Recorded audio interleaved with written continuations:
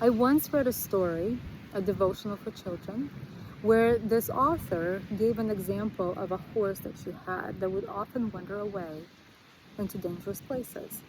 The way she would bring the horse back would be with her favorite food and gentle words, and the horse would turn around and come back with its owner back to the farm. Then this woman proceeded to say how in her own life, God would make her sick and made her sick to the point where she couldn't even eat of her garden that she planted, so that she would learn to trust God and not to go into dangerous places and turn back to Him. Do you see a parallel between these two stories? I don't. God says in His Word that it's the goodness of God that brings people to repentance. Just like that woman brought the horse back with goodness and gentleness, that's how God brings us to Himself. He says it is David says, your gentleness made me great.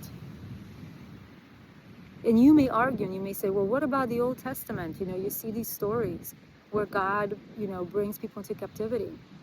Well, let me remind you that it is the covenant that people kept breaking. There was a covenant made between God and people. In Deuteronomy 28 says, if you do not keep the things written in the law, this will be the consequence: sicknesses, captivity, and other things. That was a consequence. So the people were the lawbreakers with the consequences outlined in the law. And when the covenant was broken, the consequences were carried out. Where we are no longer under the law, but we are under the grace of God, where Jesus obeyed the law on our behalf and set us free from the curse of the law. Galatians 3 says that He became a curse for us, that we may be set free from all the curses of the law. So God does not give us difficult circumstances and sicknesses and hardships so that we would turn back to Him or that we would learn our lessons. I could imagine a slave master doing that. Someone who has more power, someone who has authority and power over someone, and they exert their power over them so that they would be loyal to them. But God says, I don't call you servants anymore, Jesus says, but I call you friends. God is a good God. He never wants to force us and to break us.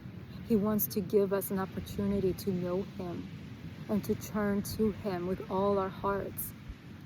I worship God and I bow my knees to Him because He is good, not because of the hardships in my life that make me feel forced and afraid and manipulated to trust God. No, I trust Him because He is good.